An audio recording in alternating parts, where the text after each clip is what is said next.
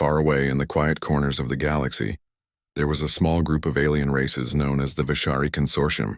They were peaceful beings who believed in trade, culture, and knowledge rather than war. For centuries, they had built shining cities across their planets, filled with crystal towers, soft music, and kind hearts. They had never needed weapons, and they thought peace would last forever. But peace is a fragile thing in a universe filled with predators. The day the Grail Dominion arrived, everything changed. The Grail were a terrifying species, strong and cruel, who believed that only the powerful had the right to exist. Their ships were like giant black blades cutting through the stars. When they invaded, they didn't ask for surrender, they simply attacked. Planet after planet burned. Cities fell into silence. Billions of lives were lost in only a few weeks.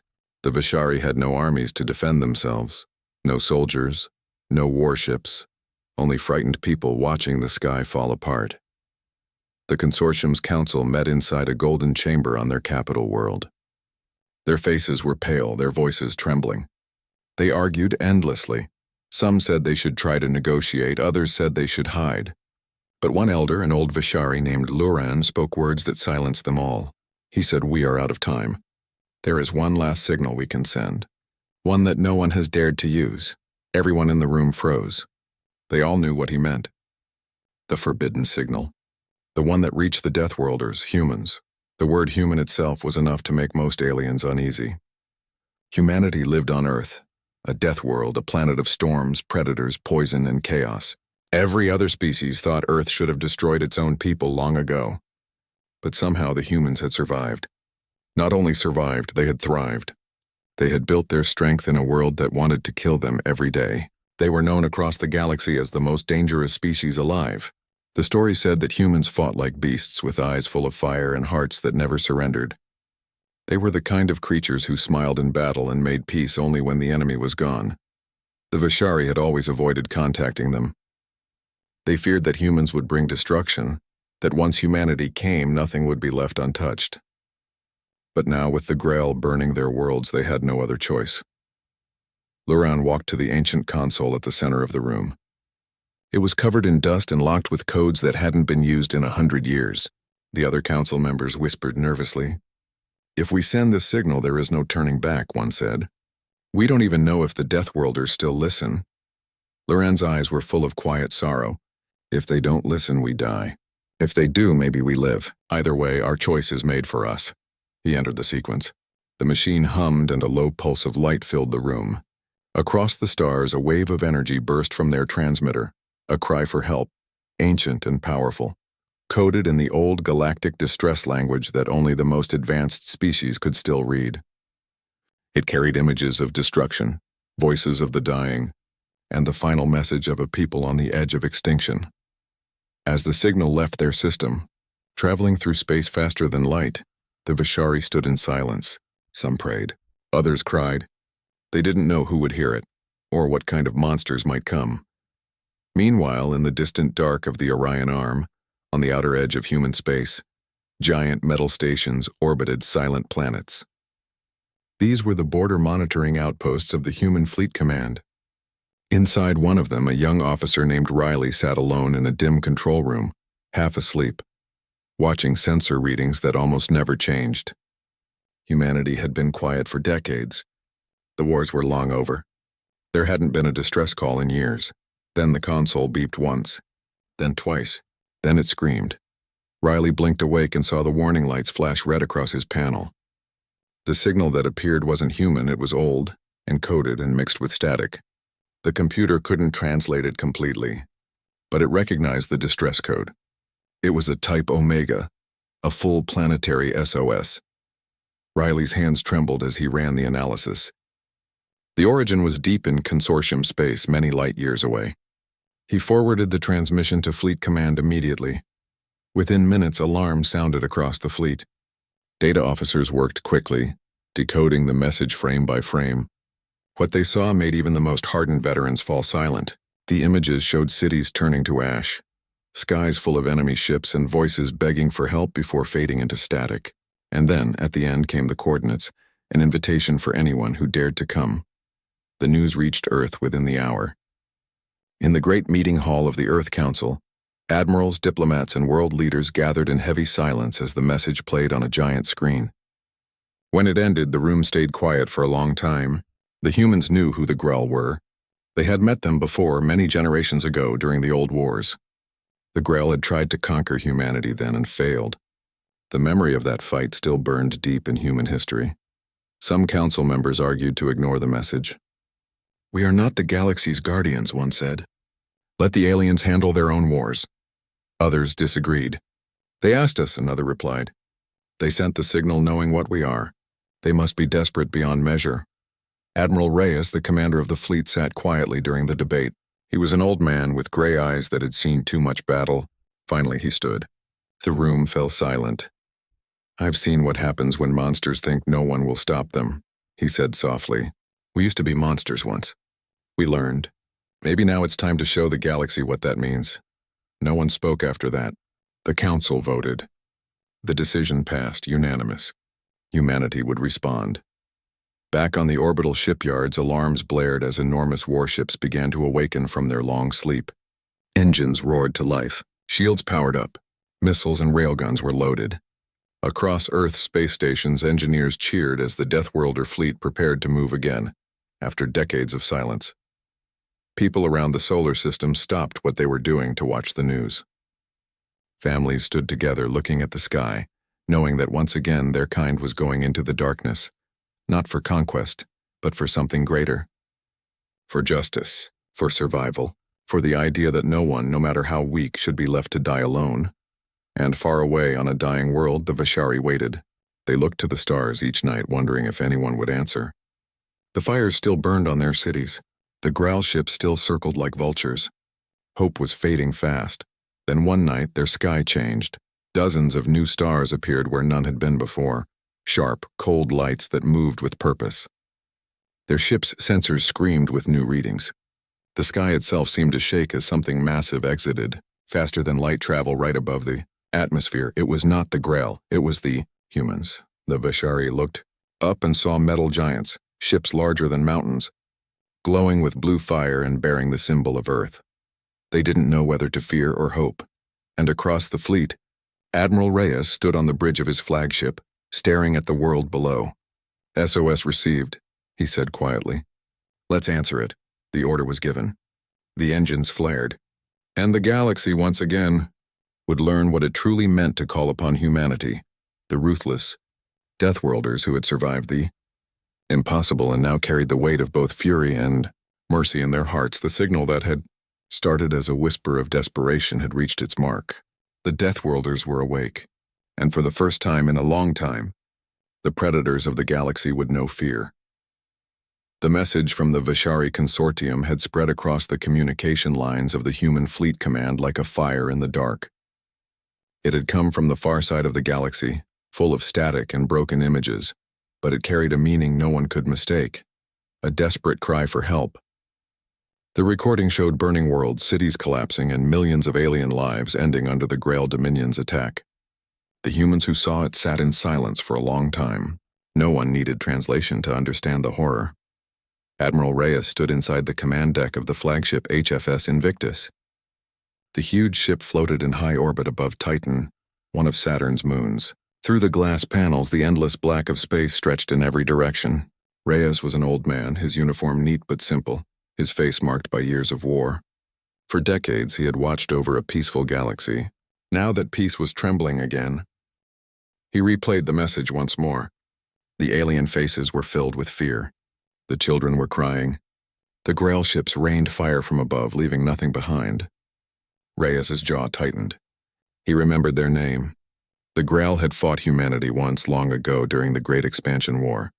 They were vicious then, and humanity had barely survived. It had taken the combined strength of Earth, Mars, and the outer colonies to stop them. That war had ended with a treaty and a warning: stay away from human space. The Grail had obeyed for a time. Now they were back, and they were doing to others what they had once tried to do to humanity. Down in the command center, officers moved quickly, analyzing the signal. Some whispered nervously. "Sir, are we really thinking about answering it?" one asked. "It's not our fight. The consortium is on the other side of the spiral arm." Reyes didn't look away from the screen. "You've seen the message," he said. "They called for help. And they called us." The officer hesitated. "But sir, the Deathworlder fleet hasn't deployed in years. The ships are in dry dock. We'd need days just to prepare." "And what if this is a trap?" Reyes gave a small, grim smile. "If it's a trap, then may the gods help whoever set it." While the fleet prepared, news of the alien SOS spread through the colonies. On Earth, people gathered around screens watching the message play on repeat. Children asked their parents if humans would go help. Many were proud, but others were afraid. Some remembered the old stories, the times when humans had gone to war and the stars themselves had burned. Humanity had become powerful, but it had also learned to fear its own strength. In the capital city of New Geneva, the Earth Council met in an emergency session. The Great Hall was filled with generals, diplomats, and representatives from every colony.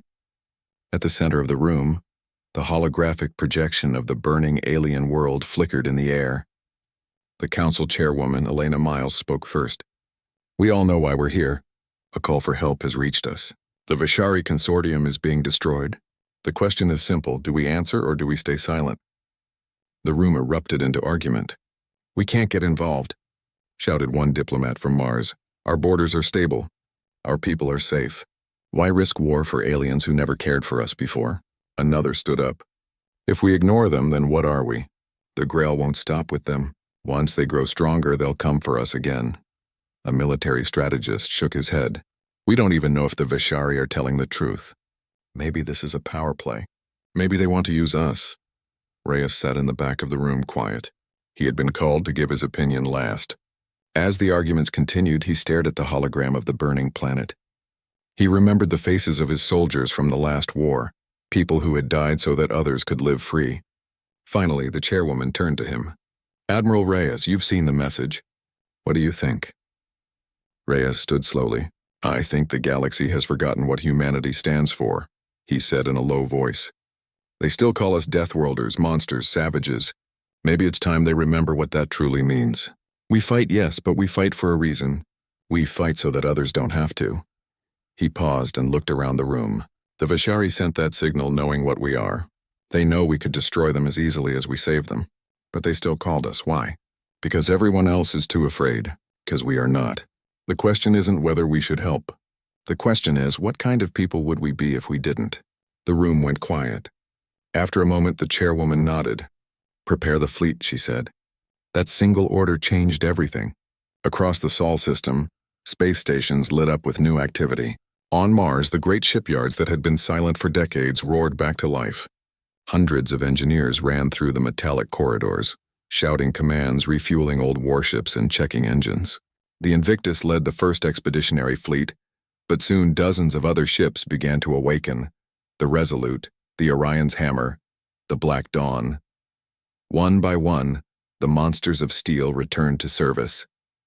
In the orbit of Jupiter, the giant carrier HFS Titan's Wrath opened its hangar doors. Squadrons of fighter ships shot out into the void for the first time in 20 years.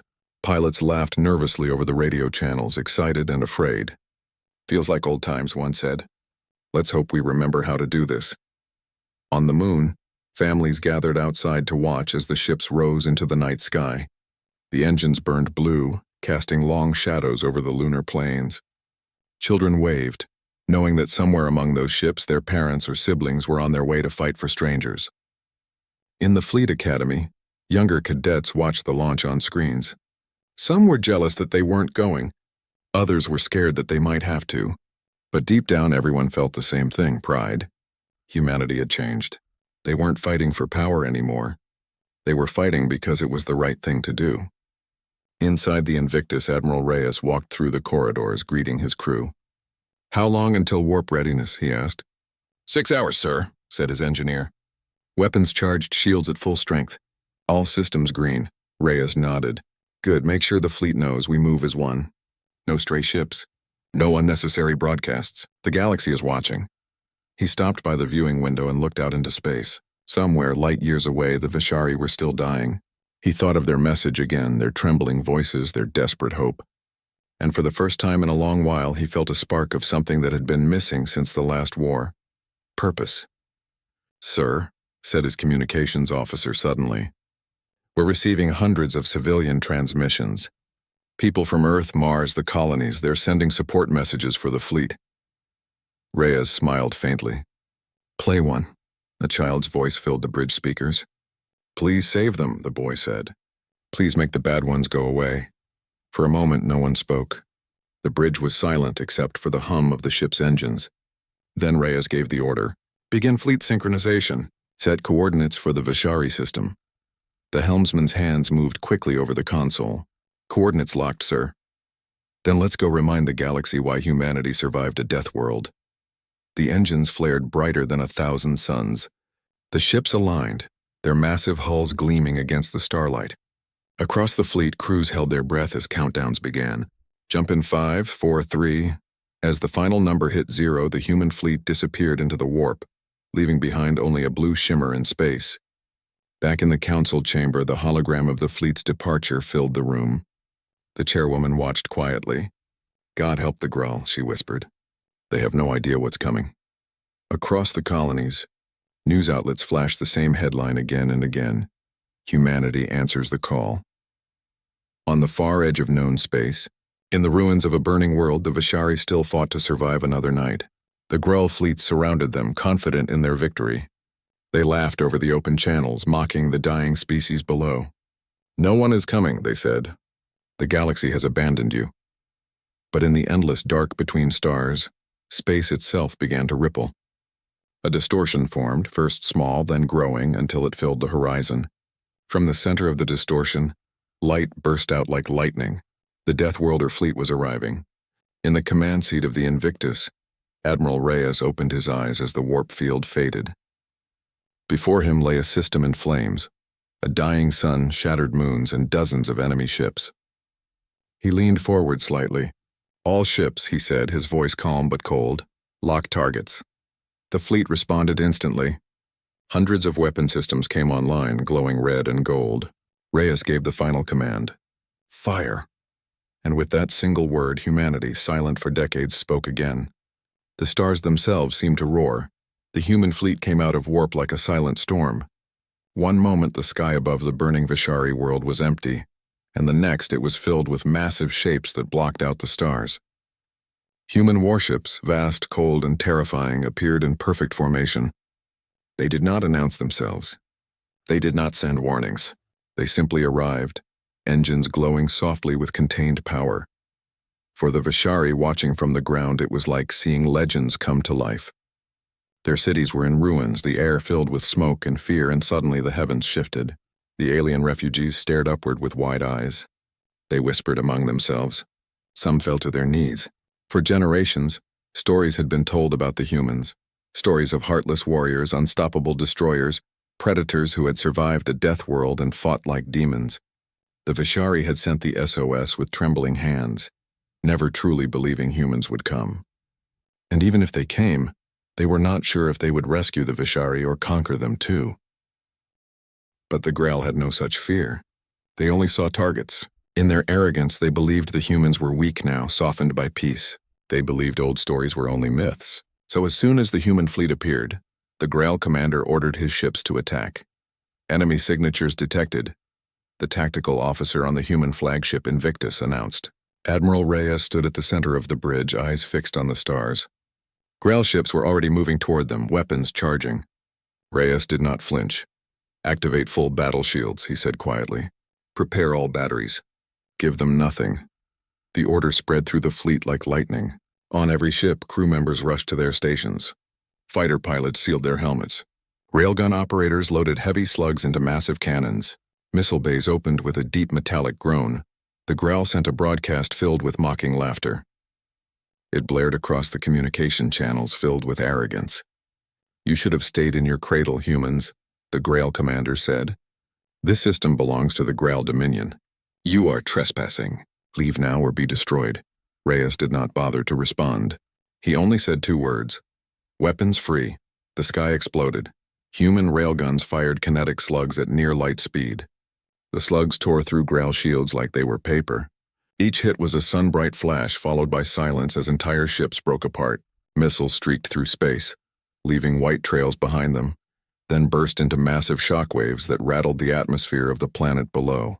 The Vishari watching on the ground shielded their eyes, not from fear but from awe. They had never seen power like this. The Grail tried to return fire. Beams of plasma lanced across space, striking human warships.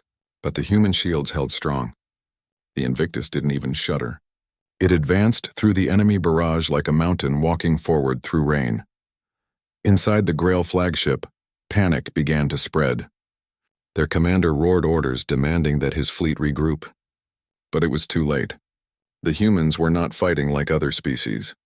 They did not withdraw and hit. They did not break formation. They pressed forward with calm precision, each movement calculated, each attack coordinated. They were not fighting to win. They were fighting to end. On one of the smaller human ships, Lieutenant Arya Chen commanded a squadron of fighter craft. Her fighters launched from the hangar in a beautiful formation as soon as the battle began. They sliced through the vacuum, engines burning bright. The Grail tried to intercept them, but human pilots were too fast. They moved like hunters born for the sky, weaving through enemy fire, firing bursts that blew enemy ships apart. "Target the command cruiser," Arya ordered. Her voice was steady even though her heart was pounding. She knew that if the Grail command ship fell, their entire fleet would fall into chaos. Her fighters converged on it, missiles lock-on beeping in their cockpits. Back on the Invictus, Reyes watched the command cruiser try to flee. "They're running," his navigation officer reported. Reyes finally spoke to the enemy for the first time. He opened a direct channel to the Grail commander. The alien's face appeared on the screen, eyes filled with hatred and disbelief. "You invaded a peaceful world," Reyes said in a low, controlled voice. "You slaughtered civilians. You broadcast their screams for sport. There is no retreat," the alien hissed, baring his teeth. "Humans do not have the authority to—" Reyes ended the transmission. "Destroy them." The main cannon of the Invictus charged. Energy built up in the core of the ship, humming louder and louder. Then, with a burst of light sharper than lightning, the cannon fired. The beam tore across the void and struck the Grail command ship directly in the center. For a moment it glowed like a small star, then it was gone, vaporized into dust. The Grail fleet immediately fell apart. Without leadership, they panicked. Some tried to flee. Others kept firing blindly. But the humans showed no mercy.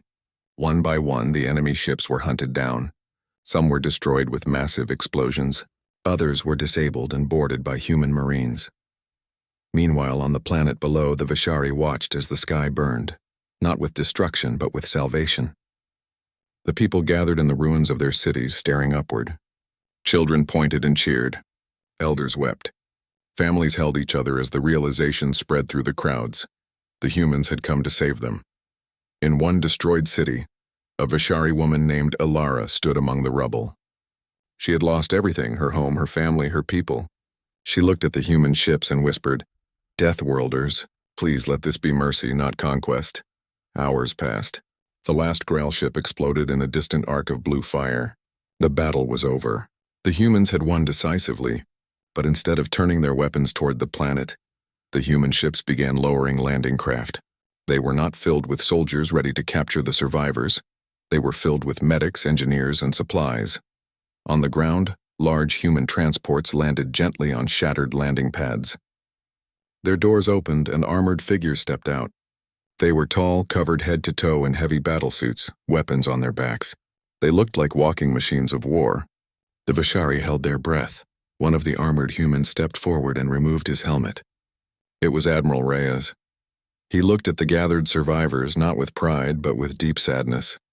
He could see their fear. He could see their pain. "We are here to help," he said quietly. "The Grail are finished. You are safe now." For a moment no one moved. Then Alara, the woman who had whispered to the sky, stepped forward with trembling hands. "Why?" she asked. "Why would you come all this way to save us?" Reyes looked at her gently. "Because someone must." In the days that followed, humans worked side by side with the Vishari.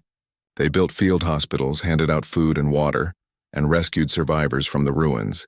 They did not demand tribute. They did not raise their flag. They simply helped. Word of this spread across the galaxy. Other species watched in disbelief. The Deathworlders were not the monsters they feared, not anymore. But they were still death itself to those who preyed on the innocent. For the Grail, this was the beginning of the end. For the Vishari, it was the rebirth of hope. And for humanity, it was a reminder of who they had become. Not conquerors, not saviors, but guardians. And somewhere deep in their hearts, the fleet knew this was only the beginning. The galaxy had changed. The humans were awake again. The fires of war had finally calmed, but the air was still heavy with fear and silence. The Grail ships were gone, destroyed or captured, yet the damage they left behind remained like a shadow over every broken building and every trembling heart. The Vishari survivors wandered through the ruins of their once beautiful cities, unsure whether to cry from relief or collapse from exhaustion. They had been saved, but they did not yet understand why. In their history, no powerful empire had ever helped a weaker one without demanding something in return. Conquerors always arrived in the name of protection, but the humans were not acting like conquerors. When the first human rescue teams walked among the ruins, the Vishari stepped back in fear. The humans were huge in their armor, their faces unreadable behind helmets. Even without weapons in their hands, they radiated power and danger. But something strange happened. Instead of shouting commands or raising flags, they began tending to the injured. They carried children out of the rubble with gentle arms. They treated wounds with advanced medical kits. They gave water to the thirsty and food to the hungry. Some humans sat beside crying Vishari citizens and spoke words of comfort in a soft voice. The Vishari were confused. They expected orders. They expected punishment for failing to defend themselves. Instead, they were offered help without condition. Admiral Reyes walked through the ruins alongside Vishari Elder Luran, who had been the one to send the distress call. Luran was weak and tired from sleepless nights, but he had insisted on meeting Reyes in person. As they walked through the broken streets, they saw humans working to rebuild temporary shelters and hospitals.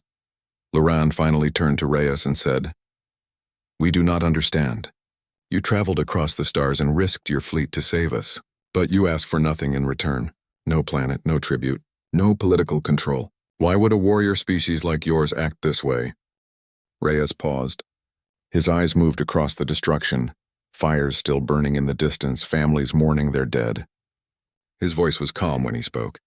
"Because once long ago humanity stood where you stand now, alone, afraid, nearly destroyed, and someone helped us, not because they wanted power, but because it was the right thing to do. We survived because someone chose mercy. Now it is our turn to choose." Luran listened quietly. The words were simple, but they struck his heart with great force. Elsewhere across the planet, tension still hung in the air. Some Vishari still feared the humans. A small group of Vishari council members whispered among themselves, wondering if the humans were simply waiting for the right moment to claim the planet. They approached the landing zone where one of the human commanders, Captain Arya Chen, was overseeing supply drops. A Vishari council member nervously asked, "Commander, what are your long-term plans for our homeworld?" Captain Chen looked up from her datapad. Her voice was neutral, almost surprised by the question. "Our plans? To stabilize your population, eliminate any remaining Grail threat, and ensure you are safe." "And after that?" the council member asked, afraid of the answer. Chen shrugged. "We leave." "You leave?" "Yes, this is your home. Not ours. We are not here to take. We are here to end the nightmare." For the first time, the Vishari Council truly began to believe that the humans spoke the truth. Humanity did not come as conquerors. They came as guardians. Not gentle guardians, no. They were terrifying in battle, merciless against enemies. But their mercy toward the innocent was just as powerful as their wrath. In one of the temporary medical shelters, human doctors and Vishari healers worked side by side. A human medic named Dr. Marcus Hale noticed a young Vishari girl sitting alone, shaking. She had dust in her hair and tears on her face. Slowly, Marcus approached and knelt beside her. Without speaking, he offered her a small ration bar and a blanket. The girl hesitated. "When will you leave?" she finally asked in a soft voice, afraid the answer would mean she would be alone again. Marcus smiled gently. "When you don't need us anymore. Not when we are finished, not when our orders change, but when you are safe." Those words spread quickly among the survivors. Hope began to grow. Days passed, and human engineers started building protective shields around the planet using their advanced technology. They activated orbiting defense satellites, not to control the planet, but to protect it. They taught Vishari officers how to operate them. The Grail had not completely retreated. Fragments of their fleet still lurked in nearby star systems. Admiral Reyes knew the danger was not gone. Humanity could not stay forever, but they would not leave the Vishari defenseless. They would rebuild them stronger than before. Inside the command tent, human officers gathered for a final strategic meeting.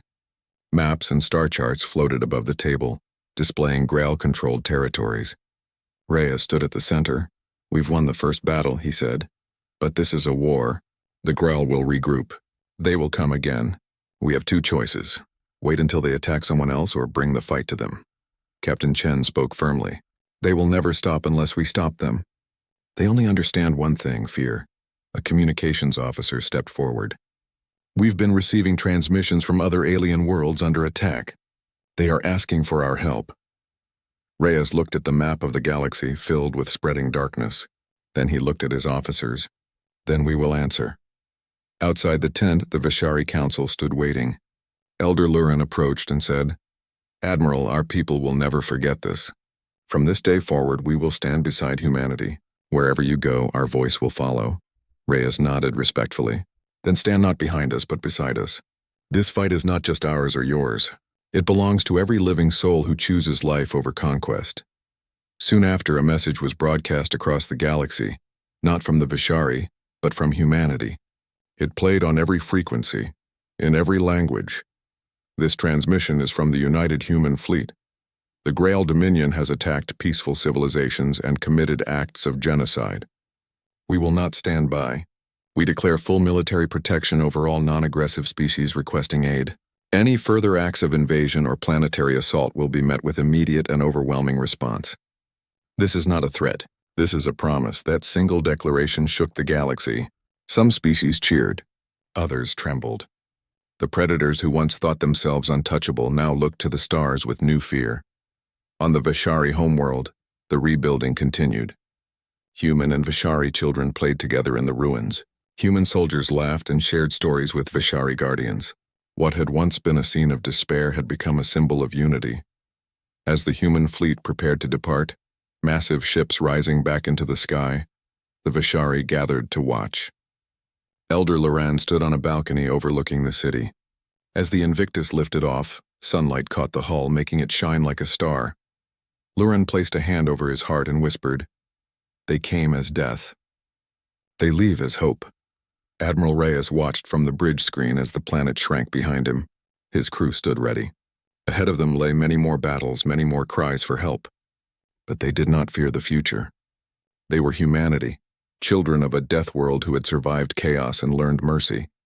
And now, they were carrying that mercy to the stars, not as a gentle offer, but as an unbreakable shield made of iron and fire. The galaxy would never be the same again. The stars were quiet, but everyone in the human fleet knew this peace would not last. It was only the silence before the storm. The Grail Dominion had suffered a terrible defeat, and the news of their loss to humanity spread across the galaxy like fire. On hundreds of planets, oppressed species began to whisper in hope. They spoke of the Deathworlders who came from a violent planet, but chose to stand for justice. But in the Grail High Command there was no whispering, only rage. In a colossal war chamber deep within the Grail flagship, their leaders gathered. The Supreme Grail Overlord slammed his clawed fist onto the table. "Humanity is a disease," he roared. "They spread their false mercy and make our prey believe they are safe. They are changing the order of the galaxy. This cannot be allowed. The Grail were a species built on dominance. In their eyes, strength was only real if it crushed the weak. But humanity had shown a different kind of strength, the strength to protect, to unite, and to create hope. And this terrified the Grail more than any weapon. Meanwhile, aboard the human flagship Invictus, the mood was serious but focused. Admiral Reyes stood before a projection of the galaxy, where red zones marked Grail territory and yellow zones marked planets requesting help. The requests were growing every hour. Captain Arya Chen entered the war room. "We've just received signals from 6 new planets," she said. "Their defenses are collapsing. They are begging for aid." Reyes nodded. "We will answer every call. As long as one innocent voice cries for help, humanity will not remain silent." But even as he said these words, Reyes knew something deeper was happening. Humanity's actions were beginning to change the balance of power. No longer were weaker species alone.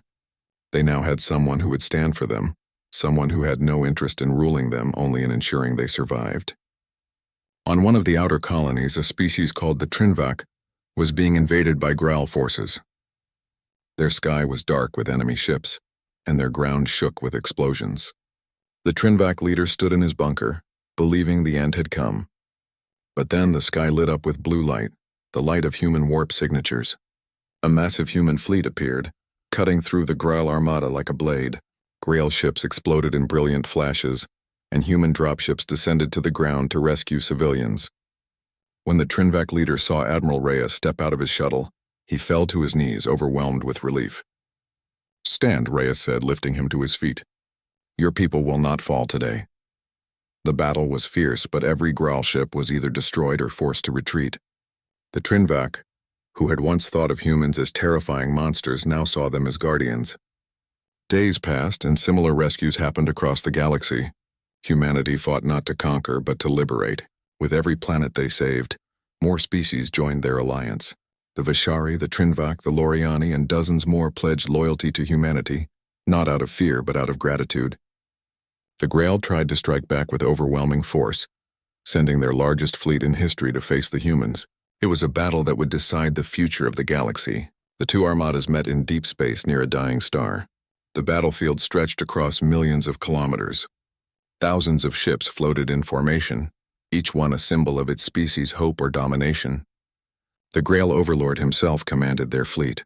On his bridge he sneered as the human ships appeared. "They believe themselves saviors," he hissed. "Let us show them the fate of fools." But on the human side there was no fear.